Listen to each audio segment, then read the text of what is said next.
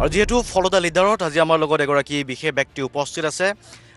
বিজেপিয়ে BTC নিৰ্বাচনত যিকেইটা সমষ্টিত বিজয়ী হ'ম বুলি তেওঁলোক আশাবাদী, সেই সমষ্টিকেইটাৰ ভিতৰত অন্য এটা সমষ্টি এই সমষ্টিটো, যিটো সমষ্টিৰ যিগৰাকী প্ৰাৰ্থী বিজেপি প্ৰাৰ্থী সজ্জন সিং আমাৰ লগত উপস্থিত আছে গুমা সমষ্টিত। আৰু গুমা সমষ্টিটোত বিজেপি এক প্ৰকাৰ বিজয়ী হ'ব বুলি, সজ্জন সিং বিজয়ী হ'ব বুলি তেওঁলোকে দাবী কৰি আহিছে বা নিজৰ যিটো পৰিকল্পনা আছিল সেই পৰিকল্পনাত আছে।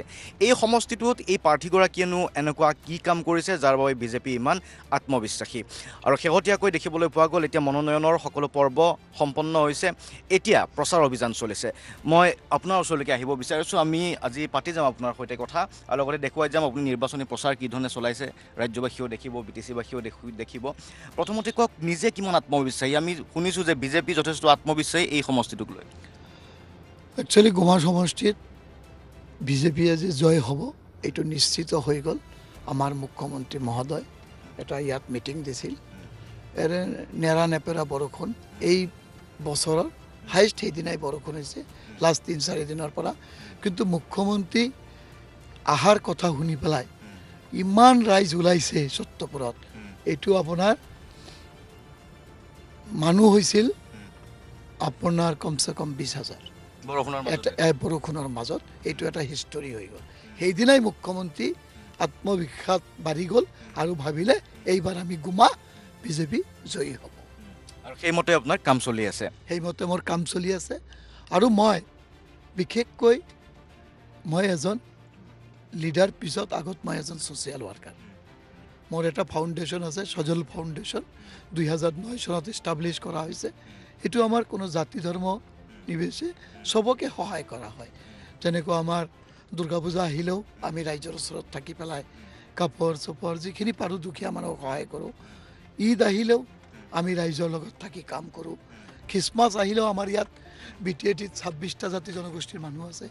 যি জাতি জনগোষ্ঠীৰ যি পৰৱে হওক, সজল ফাউণ্ডেশ্যন সদায় ৰাইজৰ লগত থাকি, তাৰ কাৰণে যেহেতু গুমা সমষ্টিত 26টা জনগোষ্ঠীৰ মানুহে বসবাস কৰে, সেইকাৰণে মই ভাবোঁ যেহেতু বিজেপি দলে মোক প্ৰাৰ্থিত্ব দিছে বা এটা মুখ্যমন্ত্ৰী মহোদয় আৰু আমাৰ সভাপতি দিলীপ শইকীয়া ডাঙৰীয়াই যে মোৰ প্ৰতি এটা আস্থা ৰাখিছে, তাৰ কাৰণে মই ভাবোঁ যে মই এইকাৰণে ইমান কষ্ট কৰি লাগি আছোঁ যাতে মই এখেতৰ আস্থা আৰু বিশ্বাস মই ৰাখিব পাৰোঁ, কৰিব।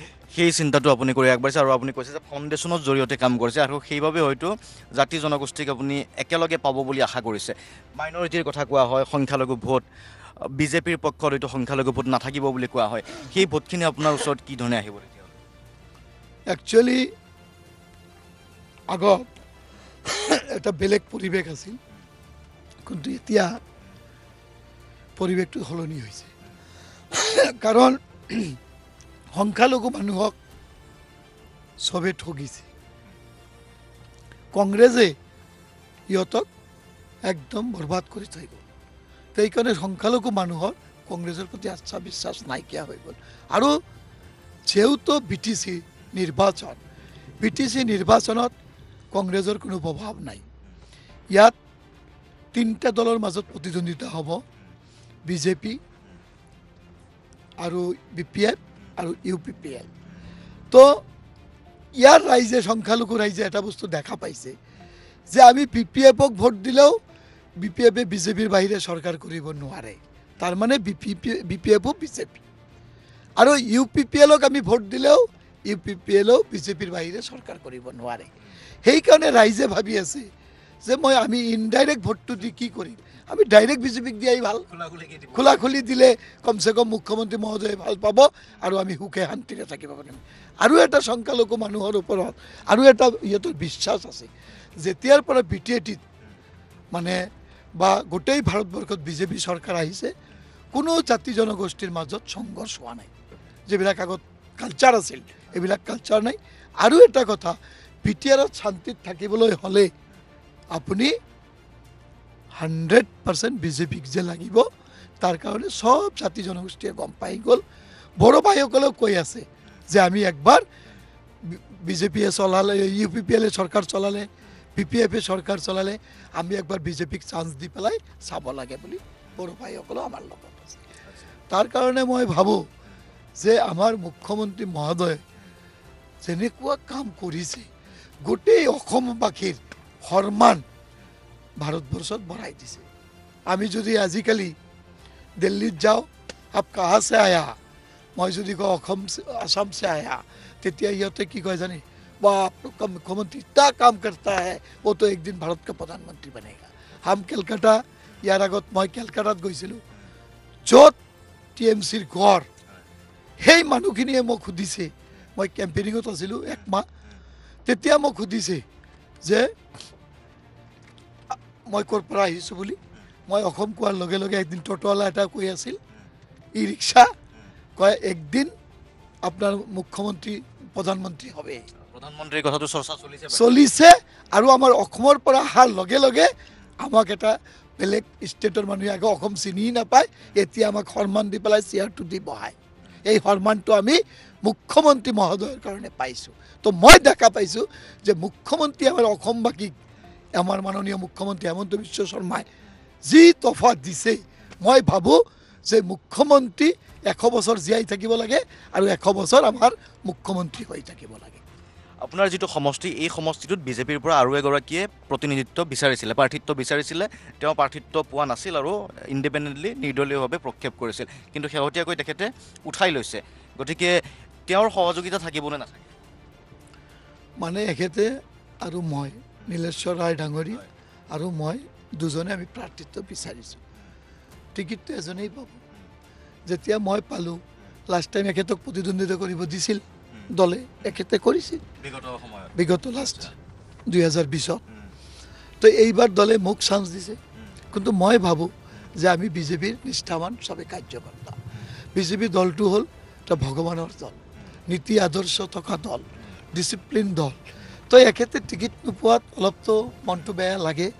এখেতে নীলেশ্বৰ ৰায় ডাঙৰীয়াই এটা দিছে, নমিনেশ্যন দিছিল, কিন্তু এখেতেও বুজি পাইছে বা এখেতৰ মনতো বিজেপিৰ প্ৰতি যি মৰম আৰু স্নেহ আছে, এখেতে বুজি পাই এখেতৰ নমিনেশ্যন নিজে নিজে এখেতে উইথড্ৰ কৰি আমাৰ লগত মিলি কালি এখেতে নিজে ষ্টেটমেণ্ট দিছে যে গুমাত আমি বিজেপি আৰু সজল সিঙক জয়ী কৰিব লাগে বুলি নিজে ষ্টেটমেণ্ট দিছে।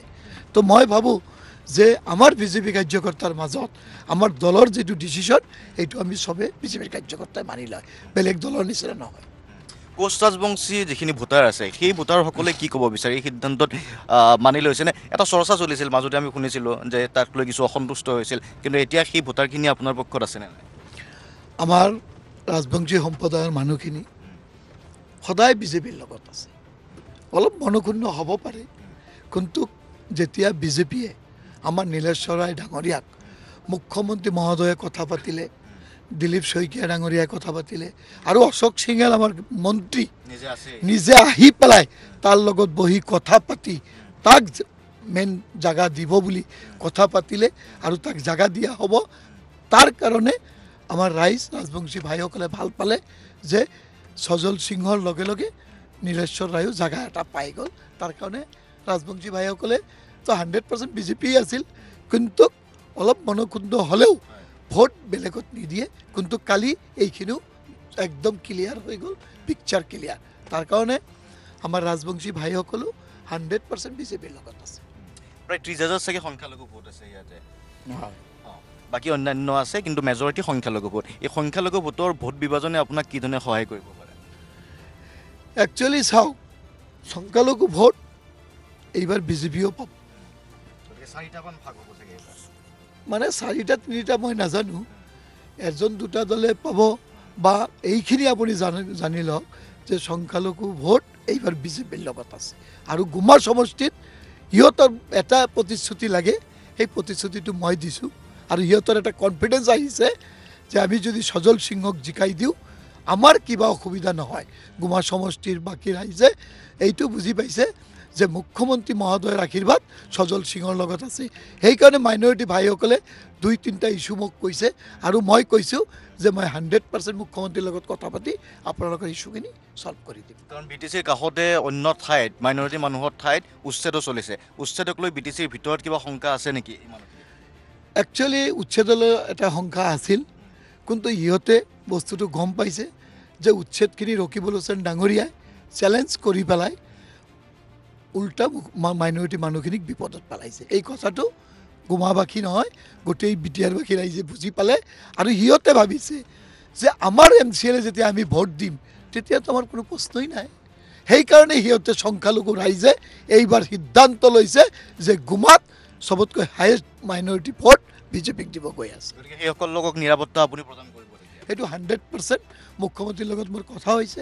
মুখ্যমন্ত্ৰীয়ে কৈছে যে আমি ৰাইজৰ কাম কৰিব আহিছোঁ, সবকা সাথ সবকা বিশ্বাস। গতিকে তেতিয়া সেই মানুহখিনি সেইকাৰণে নিৰাপদ থাকিব। মানুহখিনি নিৰাপদ হৈ থাকিব, কোনো টেনশ্যন নাই। আৰু মই ভাবোঁ যেতিয়া মই MCLA হওঁ সেইটো মানুহখিনিৰ দায়িত্ব মই ল'বই লাগিব, নহ'লে মই কিহৰ লিডাৰ। আৰু মই কথা দিছোঁ, চব মিটিং মেলত কথা দিছোঁ যে এই নিৰাপত্তা দিয়াৰ দায়িত্ব সজল সিঙৰ। BPFৰ কথা কৈছে, UPPLৰ কথা কৈছে। এইবাৰ UPPL, BPF আৰু বিজেপিৰ প্ৰতিদ্বন্দ্বিতা হ'ব। বাকী যদি BTCৰ অন্য প্ৰেক্ষাপটত আপুনি চায়, বিজেপিৰ শক্তিটো কিমান বুলি ভাবে এইবাৰ? মানে গোটেই BTAT গোটেই BTL বা বিশেষকৈ কোকৰাঝাৰৰ কথা যদি আপুনি কয়? মই ভাবোঁ যে লাষ্ট টাইম কোকৰাঝাৰত অনলি এটা চিট জিকিছিল, ফকিৰা গ্ৰাম। কিন্তু এইবাৰ আপুনি ভাবিব পাৰে যে কোকৰাঝাৰত মিনিমাম 4টা চিট বিজেপিয়ে জয়ী হৈ আছে।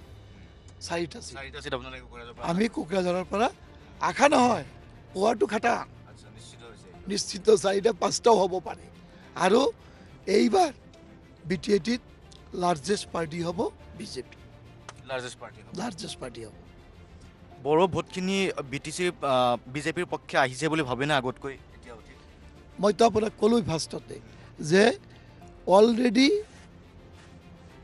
বড়ো মানুহখিনিয়ে কৈ আছে যে আমি BPFক দিলোঁ 17 বছৰ, 5 বছৰ UPPLে চলালে, 5 বছৰ বিজেপিক চান্স দিব লাগে বুলি মানুহৰ মাজত এটা চৰ্চা হৈ আছে। আৰু সেই চৰ্চা মতে আগবাঢ়িছে। আপুনি কৈছে যে আপুনি সমাজ সেৱাৰ লগত জড়িত আছিল পলিটিক্সত অহাৰ আগত বা ৰাজনীতিত অহাৰ আগত। কি ধৰণে আপুনি জড়িত হৈ পৰিছিল বা কিয় আপুনি আৰম্ভ কৰিছিল সেই যাত্ৰা? একচুৱেলি 2009 চনৰ পৰা মই মানে মোৰ জীৱন আৰম্ভ কৰিছোঁ ক'ব পাৰি।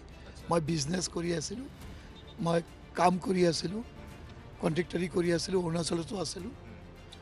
অৰুণাচলত মই কৰি আছিলোঁ, তেজপুৰতো আছে মোৰ বিজনেছ। মই বিজনেছ কৰি আছিলোঁ। কিন্তু মই যিহেতু ইয়াৰ ল'ৰা, ইয়াৰ মোৰ জন্মস্থান, মই ইয়াত আহি অলপ অলপ মানুহক হেল্প কৰি আছিলোঁ। তাৰ পিছৰ পৰা মোৰ এনেকুৱা এটা হ'ল যে মই সজল ফাউণ্ডেশ্যন এটা বনাই ৰাইজক সেৱা আৰম্ভ কৰিছিলোঁ 2009 চনত। তেতিয়াৰ পৰা মই চালোঁ, যেতিয়াৰ পৰা মই ৰাইজক সেৱা কৰোঁ, আজি দুখীয়াক সহায় কৰোঁ, মই চালোঁ যে মই বহুত মানে আশীৰ্বাদত বহুত শান্তিত থাকিব পাৰোঁ। তেতিয়াৰ পৰা মোৰ এটা নেচা হৈ গ'ল যে মই যিমান মানুহক সহায় কৰিম মই ইমান শান্তিত থাকিম আৰু ইমান আগুৱাই যাব পাৰিম। তেতিয়াৰ পৰা মই ঈদ আহিলেও মানুহক সহায় কৰোঁ, দুৰ্গা পূজা আহিলেও কৰোঁ, কাৰো বেমাৰ হ'লেও কৰোঁ, কাৰোবাৰ এম্বুলেঞ্চ লাগিলেও কৰোঁ। মোৰ সজল ফাউণ্ডেশ্যনৰ এটা স্বৰ্গৰত আছে, এটা এম্বুলেঞ্চ আছে, এইটো ফ্ৰী ছাৰ্ভিচ। Free service. যাৰ অলপ পইচা টইচা থকা মানুহ সিহঁতে তেলটো দিয়ে, আৰু যাৰ একদম দুখীয়া মানুহ এইটো সজল ফাউণ্ডেশ্যনে এইটো দিয়ে। সজল ফাউণ্ডেশ্যনে ইয়াৰ দায়িত্ব লৈ তেলখিনিও আমি দিওঁ। ৰাজনীতিত অহাৰ আগৰ পৰাই কৰিছে? ৰাজনীতিত অহাৰ আগৰ পৰা কৰিছোঁ।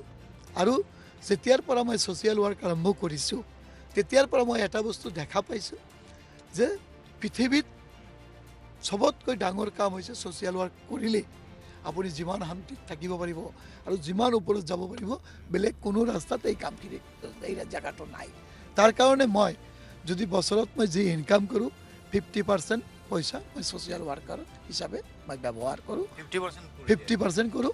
আৰু মোৰ সংখ্যাত 2টা ল'ৰা আছে, মিছেছ আছে, মা আছে, সিহঁতৰ যিমানখিনি লাগে, মানুহকতো বহুত পইচা নালাগে, এইখিনি ৰাখি পেলাই মই ছ'চিয়েল ৱৰ্ক কৰি থাকোঁ। আৰু এইটো কাৰণেই চবে জানে, বাচ্চা জানে, তাৰ কাৰণেই গুমাৰ ৰাইজে মোৰ লগত আছে। ঠিক আছে, আমাৰ লগত সজল সিং ডাঙৰীয়া যিহেতু আছে, আমি তেখেতৰ লগত আজি আছোঁ আৰু দেখুৱাই যাম তেখেতে নিৰ্বাচনী প্ৰচাৰ কি ধৰণে চলাইছে। গুমা সমষ্টিৰ কথা কোৱা হৈছে, ডাঙৰ সমষ্টি, বৃহৎ সমষ্টি, আৰু এই বৃহৎ সমষ্টিটোত প্ৰতিদিনে কেইবাখনো সভাত অংশগ্ৰহণ কৰিছে, অংশ লৈছে, আৰু বিভিন্ন লোক থাকে, বিভিন্ন লোকৰ সৈতে মতামত ব্যক্ত কৰিব লাগে বা কথা বতৰা পাতিব লাগে, বিভিন্ন ধৰণৰ কাৰ্যসূচী থাকে। আমি দেখুৱাই যাম তেখেতৰ যি যাত্ৰা, নিৰ্বাচনী প্ৰচাৰ কি ধৰণে চলোৱা হয় BTC নিৰ্বাচনত।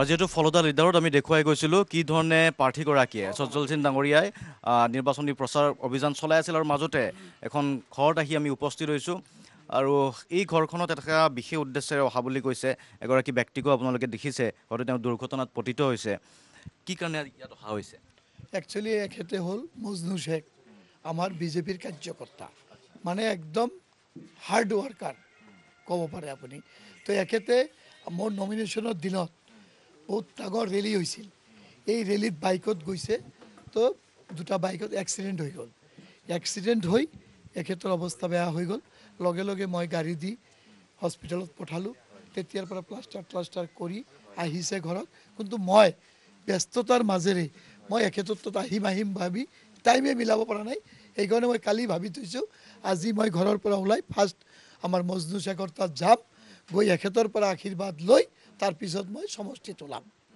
আপোনাৰ কাৰণে তেখেতে লাগি আছে মোৰ কাৰণে লাগি আছে মানে এখেতে বিজেপিৰ কাৰণে লাগি আছে আৰু আপুনি এটা বস্তু দেখা পাইছে যে মাইনৰিটি ভাইসকলে কয় বিজেপিত নাই ইয়াততো বিজেপিৰ ফ্লেগ ঘৰত লাগি আছে ঘৰত পতাকা লগাই থকা ব্যক্তি আপোনালোকে বিজেপিক সমৰ্থন কৰিছে নেকি একদম চিয়'ৰ সংখ্যালঘু মানুহে ইয়াতে বিজেপিত ভোট দিব একদম চিয়'ৰ 100% হয় নেকি 100% আপুনি নিজেও দুৰ্ঘটনাত পতিত হ'ল মই দুৰ্ঘটনাত পতিত হৈছোঁ কিন্তু আমাৰ বিজেপিৰ যি নীতি আদৰ্শ এইবিলাকতো আপোনালোকেও জানে কেনেকুৱা ভাল নীতি আমাৰ বিজেপিৰ নীতি আদৰ্শ চাই আমাৰ এতিয়ালৈকে আজিৰ ডেটলৈকে যিমান মানুহ আছে গোটেইখিনিয়ে আমাৰ বিজেপিমুখী হৈ আছে সংখ্যালঘু মানুহ বি পি এফে নাপাব নেকি বহুতে দাবী কৰিছে বি পি এফক সংখ্যালঘু লোকে ভোট দিব পাব 6 নম্বৰত পাব হয় কিন্তু বাকীখিনি চব ইয়াতে গোটেইখিনি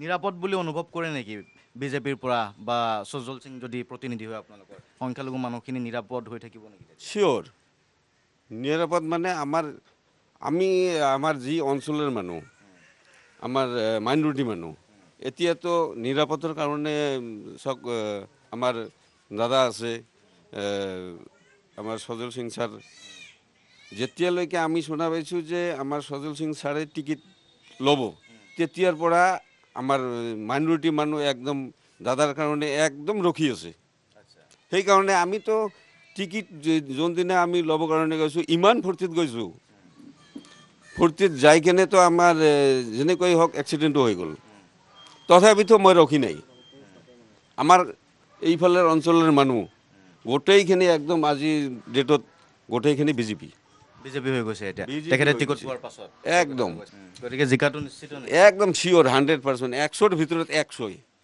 ঠিক আছে ধন্যবাদ জ্ঞাপন কৰিছোঁ আৰু আমি দেখুৱাইছোঁ সমষ্টিৰ কথা কৈছে সমষ্টি যদিও আপোনাৰ নতুন বেলেগ আছিল কিন্তু এতিয়া ইয়াতে সংখ্যালঘু মানুহখিনি কিন্তু আচৰিত ধৰণে আপোনাক বিচাৰিছে এইটো ভগৱানৰ দান যে মই এজন হিন্দু মানুহ হোৱাৰ পিছতো সংখ্যালঘু মানুহৰ অন্তৰত মই আছোঁ ইয়াৰ আপুনি দেখা পালে যে মই ভাবোঁ যে এইটো মোৰ গড গিফ্ট যে ইয়াতকৈ মোৰ ডাঙৰ গিফ্ট আৰু একো হ'ব নোৱাৰে মই জীয়াই থকালৈকে যে আজিকালি এইটো নহয় সংখ্যালঘু মানুহে যদি এটা ধৰ্মীয় সভা হয় তাত চবৰ মানে লিফলেটত চবৰ ফাৰ্ষ্ট নামটো সজ্জল সিঙৰ থাকে ইয়াতকৈ ডাঙৰ কথা কি হ'ব পাৰে আৰু মই সেই সভাত যাওঁ উপস্থিত হৈ ময়ো ইহঁতৰ পৰা দুআ আশীৰ্বাদ লৈ আহোঁ আৰু মই ভাবোঁ যে মই বহুত এটা আমি দুখীয়া পৰিয়ালৰ ল'ৰা আছিলোঁ মোৰ দেউতাই মিঠাই বনাইছিল এই মানুহখিনিৰ আশীৰ্বাদত দুআ আশীৰ্বাদত মই আজি এই জাগালৈকে আহিব পাৰিছোঁ আৰু মই ভাবোঁ যে যেতিয়া সব মানুহ মোৰ লগত আছে মোৰ আৰু কি চিন্তা ধন্যবাদ গতিকে আমি সংখ্যালঘু লোকৰ কথা উল্লেখ কৰিছিলোঁ সংখ্যালঘু ভোটাৰৰ কথা উল্লেখ কৰিছিলোঁ এখন বাসগৃহত আহি উপস্থিত হৈছিল নিৰ্বাচনী প্ৰচাৰ অভিযানৰ সেয়া আছিল কিছু অংশ আহক আমি অন্য এখন দৃশ্যৰ মাজলৈ লৈ যাম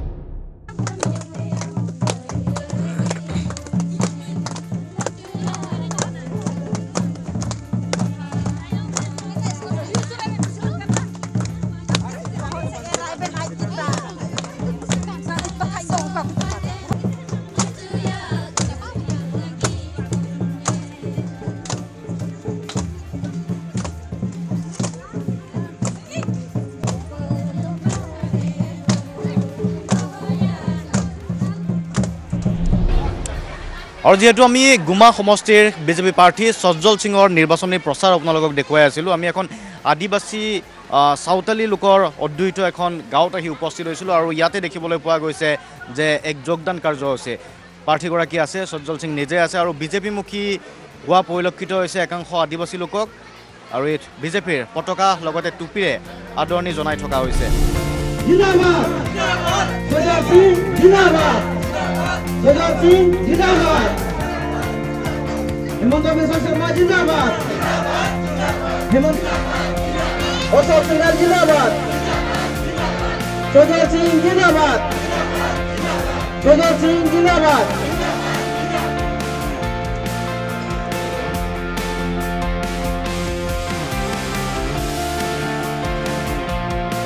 আগেও আসছি, কিছু অনুষ্ঠান হলে আমি আসছি না। আর যেহেতু তোমরা আমার সমষ্টির পাশে, তোমাদের ব্রিজ যেটা লম্বুদার বাড়ির পাশে, ওইটা কিন্তু আমি বানাইয়া দিতেছি না, আমি ওইটা করাইয়া দিছি আমাদের মুখ্যমন্ত্রীকে বইয়া। ওই জন্য আমি মনে করি যে এখানকার ভোট সব আমার, ঠিক না? কারণ বহুত কাজ বাকি আছে। আমি তো শ্রীরামপুরে অনেক কাজ করছি, আপনারা দেখছেন না? এখান থেকে লয়লা স্কুলের রাস্তা বানাইছি, বাগানে কোনো কাজ বাকি নাই, ময়নাই বাগানে।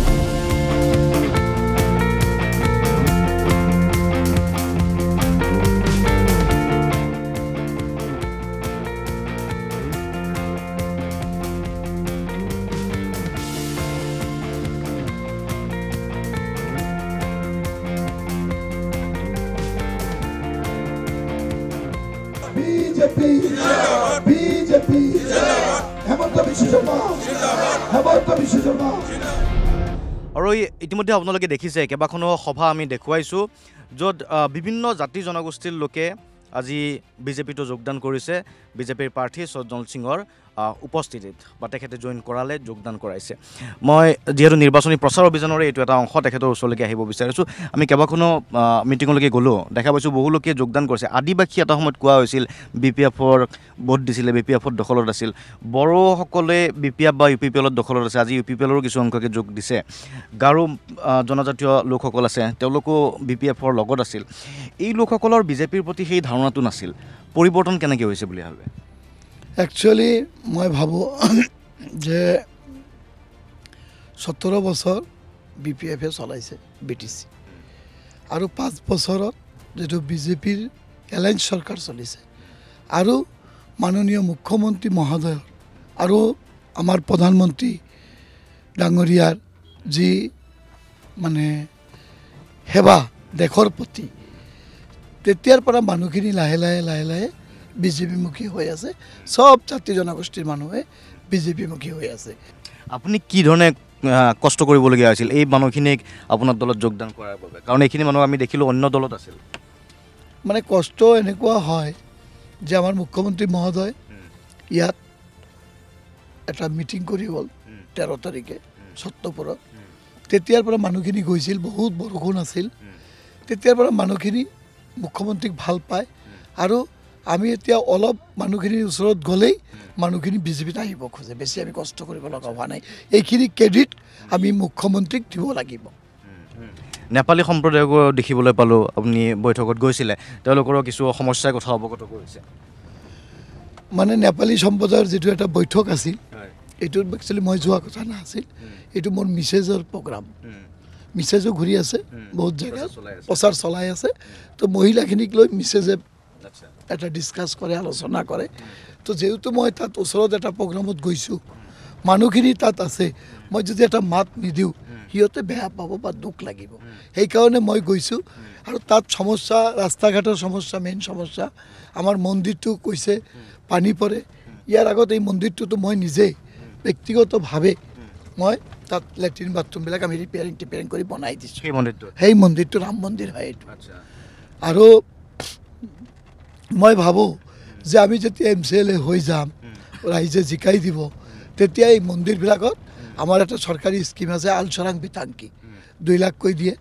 তো এই টকাখিনি আমি আনি মই মোৰ গুজৰামপুৰ সমষ্টিত প্ৰত্যেক জেগাত দিছিলোঁ মন্দিৰৰ কামখিনি কমপ্লিট তো এই গুমাৰ যিখিনি MCLA আছিল একদম কাম কৰা নাই তাৰ কাৰণে মানুহখিনি পইচাটো পোৱা নাই এটলিষ্ট চৰকাৰৰ তাত নামটোতো যাব লাগিব মন্দিৰৰ তেতিয়াহে চেকটো পাব এই নামটো পঠোৱাৰ কামটোই এই জনপ্ৰতিনিধিজনে কৰা নাই তাৰ কাৰণে বঞ্চিত হৈ থাকিল সব টোটাল বঞ্চিত হৈ থাকিল গুমা আৰু গুমা এইবাৰ 40টা সমষ্টিৰ ভিতৰত 1 নম্বৰত কাম হ'ব মই কৈ দিছোঁ আমি ইতিমধ্যে সজ্জল সিং ডাঙৰীয়াৰ পৰা বহু কথাই গম পাইছোঁ নিৰ্বাচন BTCত যিহেতু কোৱা হৈছিল বিজেপিয়ে এইবাৰ শক্তি প্ৰদৰ্শন কৰিব বিচাৰিছে বিজেপিনো BTCত কিমান শক্তিশালী কিমান দূৰলৈকে শক্তি প্ৰদৰ্শন কৰিছে সকলো জাতি জনগোষ্ঠী বিজেপিৰ সৈতে আহিছে নে অহা নাই লগতে সংখ্যালঘু ভোটাৰৰ কথাটো আছে গতিকে ছবিয়ে কিছু কথা কৈছে সেই ছবিসমূহ আমি দেখুৱাই গৈছিলোঁ অন্ততঃ গুমা সমষ্টিত সজ্জল সিঙৰ যিটো সমষ্টি সেই সমষ্টিটোত তেখেতে নিৰ্বাচনী প্ৰচাৰ চলাই গৈছে বিভিন্ন জাতি জনগোষ্ঠীৰ ওচৰলৈকে গৈছে প্ৰচাৰ সভাত অংশগ্ৰহণ কৰিছে এতিয়াও আমি গৈ আছোঁ অন্য এখন প্ৰচাৰ সভালৈকে য'ত সংখ্যালঘু ভোটাৰ যথেষ্ট আছে গতিকে দেখা যাওক সংখ্যালঘু ভোটাৰসকলে কি ধৰণে সঁহাৰি জনায়